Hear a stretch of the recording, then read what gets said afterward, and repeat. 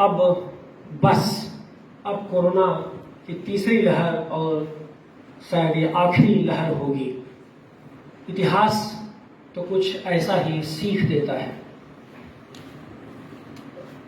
मैं बार बार छात्रों से कहता था ऑनलाइन क्लास लेते समय कि साहित्य में तो पढ़ाते हैं और आचार्य शुक्ल के विषय विशेषज्ञ यहाँ बैठे हुए हैं कि बिना परिचय के प्रेम नहीं होता, बिना सगुण आलंबन के संप्रेषण नहीं होता, यानी बगैर अभिधा के व्यंजना का कोई मतलब होता नहीं।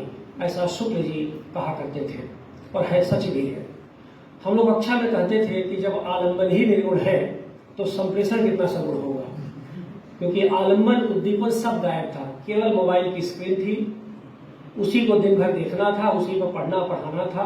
तो एक तरह का कर्मकांड के रूप में ये चीजें बन रही थी। उससे निकल करके यहाँ पर हम लोग आए हैं।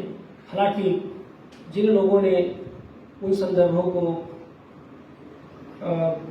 इसे कहते हैं कि उन संदर्भों से आनंद लिया, उसे एंजॉय किया, वो अभी भी उससे जुड़े रहना चाहते हैं और एक अच्छी चीज है, तकनीक एक अच्छी चीज है। लेकिन धीरे धीरे करके वह मामला परीक्षा का है। कक्षा तो ऑफलाइन ही बच्चे भी चाहते हैं, परीक्षा चाहते हैं कि ये सेमेस्टर थोड़ा वो भी हो जाए, तो वो ठीक है, उनके पीछे कि उनकी अपनी बात है और उनका अपना आनंद है। लेकिन ये है कि इस पर बहस नहीं है कि कक्षा आप ऑनलाइन लेंगे या ऑफलाइन लेंगे, वो ऑफलाइन आने को तैयार है। सर केवल परीक्षा इस बार के ऑनलाइन करवा दीजिए, बाकी सब ठीक है। तो उसके लिए भी सहमत हम लोग हैं, बैठिए, कोई दिक्कत नहीं। तो परीक्षा आपकी ऑनलाइन हो ऑफलाइन हो, हमारा भी कंसर्न नहीं है। हमारा कंसर्न हो कि जब हम बोले तो आपका आलंबन सामने रहे, ताकि हमारा संप्रेषण जो है अच्छा हो और सगुण हो और मूर्त रूप से रहे। बहुत अच्छा, एक बार मैं फिर केंद्र के प्रभारी के रूप में आए हुए अतिथियों का और साथ साथ अपने छात्रों का इस पूरे नई आवेग धारिता के साथ स्वागत करता हूं, अभिनंदन करता हूं।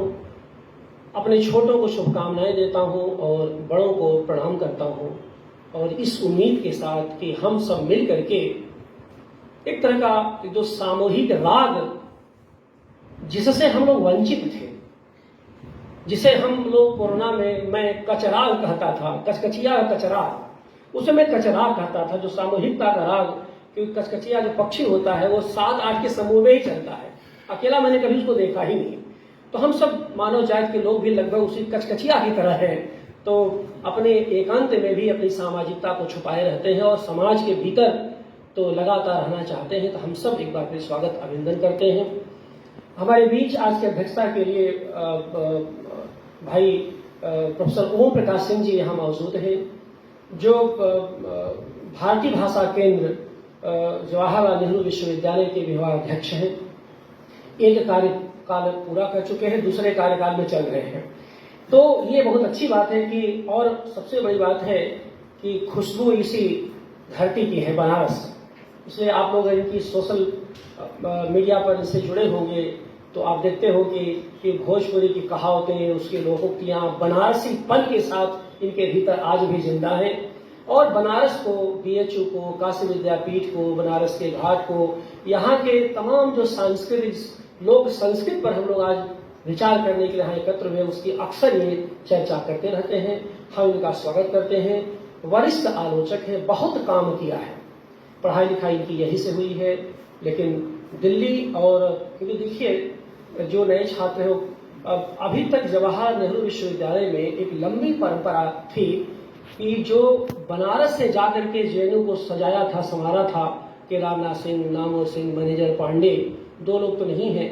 उस पीढ़ी में, उस परंपरा में मुझे लगता है कि आप लगभग आखिरी कड़ी ही होंगे जो बनारस और जेएनयू को साधिकार जोड़ सकते हैं या जोड़ने की सामर्थ्य रखते हैं। अब वो पीढ़ी गायब होने, क्योंकि मैं नहीं समझता कि प्रोफेसर ओम प्रकाश सिंह के बाद बीएचयू का कोई पढ़ा लिखा व्यक्ति वहां पर इस समय प्रोफेसर है या कि कोई ऐसी संभावना है। तो ये चीजें हैं कि जेएनयू बनारस के बीच एक बहुत अनिवार्य एक बंधन के रूप में हमारे बीच मौजूद है। आपने काम बहुत किया। ओम प्रकाश सिंह ने आचार्य रामचंद्र शुक्ल की रचनावली के साथ साथ आचार्य नरेंद्र देव की 8 खंडों में रचनावली का अभी भी संपादन किया है। बड़ा शानदार संपादन है और ये बहुत ही अनुकरणीय कार्य है। लगातार शोध में लीन रहते हैं, लगातार नई से नई बातों के बारे में सोचते रहते हैं। हम इनका स्वागत और अभिनंदन करते हैं। आज के प्रमुख वक्ता के रूप में अनुज गौतम चौबे। अब गौतम चौबे से मेरी मुलाकात बिल्कुल ताज़ा है, बिल्कुल करीब 4-6 महीने की मुलाकात है।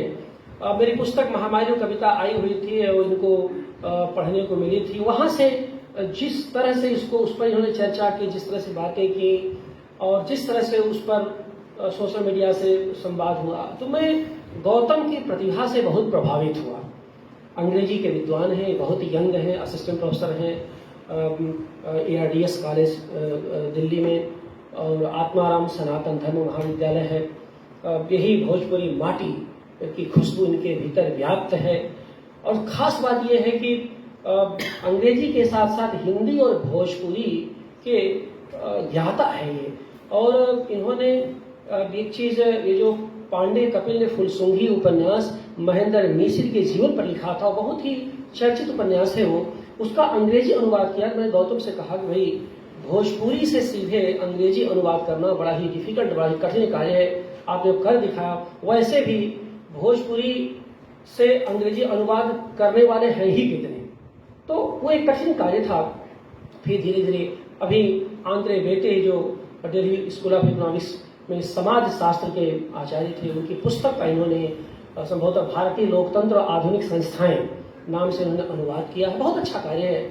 और तो मैंने डॉक्टर गौतम से कहा था कि आप केंद्र पर आइए और आप हमारे बच्चों को लोक संस्कृति के बारे में, उनके नायकों के बारे में बताइए। प्रसंग आज एक बार कोरोना की ठीक पहले 3rd वेव के पहले हम लोग कार्यक्रम तय किए हुए थे, तब तक अचानक लॉकडाउन लग गया। तो इस बार जब मैंने डेट तय की तो मैं भी बहुत डरा हुआ था, पता नहीं क्या स्थिति होगी, लेकिन धीरे धीरे करके चीज़ें सामान्य हो गई। और आज तो गौतम आए ही नहीं हैं बल्कि अपनी पत्नी को भी साथ लाए हैं। इंद्राणी सामने बैठी हुई है, इसलिए मैं इनके साथ ही इनकी धर्मपत्नी इंद्राणी, डॉक्टर इंद्राणी का मैं स्वागत करता हूँ। और चंपा जी हमारे बीच हैं, हमारी वरिष्ठ हैं, हिंदी विभाग की आचार्य हैं, वरिष्ठ आचार्य हैं। हम जब जिस भूमिका में इनको याद करते हैं, ये हमारे बीच मौजूद होती हैं, हम इनका स्वागत करते हैं। शिखा सिंह, ये एक नव संचालिका कहिए, बहुत अच्छा संचालन कर रही हैं और शिखा ने बहुत अच्छा संचालन किया है। थोड़ा घबरा रही थी, मैंने कहा देखो ये छात्रों का कार्यक्रम छात्रों के द्वारा छात्रों के लिए है, इसलिए कुछ पांव लड़खड़ाए मैं पीछे खड़ा रहूंगा, चिंता मत करना, लेकिन जरूर तुम संचालन करो। ये भोजपुरी अध्ययन केंद्र की शोधार्थी हैं, जेएनयू से पढ़ी लिखी हैं और बहुत ही मेधावी है ये। तो मैं इनको आज की इस अवसर पर शुभकामनाएं देता हूँ। और आगे जो भी रह जाएगा उस पर हम लोग मिलकर के वो करेंगे, क्योंकि ये पूरा सेंटर छात्रों के द्वारा ही संचालित होता है। छात्र, अभी कल गौतम ने देखा ही, अचानक एक वाइवा का कार्यक्रम था छात्रों का, सर तो तबला बजा, हारमोनियम बजा, बजना शुरू हुआ तो 2 घंटे बजा। ऐसे ही तो सब है यहाँ पर। तो एक बार हमारे बीच सभागार में बैठे हुए हैं डॉक्टर हिंदी विभाग के डॉक्टर विंध्याचल यादव, डॉक्टर प्रभात मिश्र हैं, डॉक्टर महेंद्र कुशवाहा हैं, महिला महाविद्यालय की उर्वशी डॉक्टर उर्वशी बैठी हैं, ये प्रोफेसर ओम प्रकाश सिंह की सीधी शोधार्थी है। हाँ, और मैंने इनसे कहा था कि कि आप 3 बार डॉक्टर ओम प्रकाश सिंह को आप PhD वाइवा के लिए बुलाए, तीनों बार से ऑनलाइन जुड़े, इसलिए इस बार अगर वो उनका नाम उनको आना है तो कहिएगा कि मैं कह रहा तो ऑफलाइन ही आएंगे। और इनसे मैंने अनुरोध किया वो आए।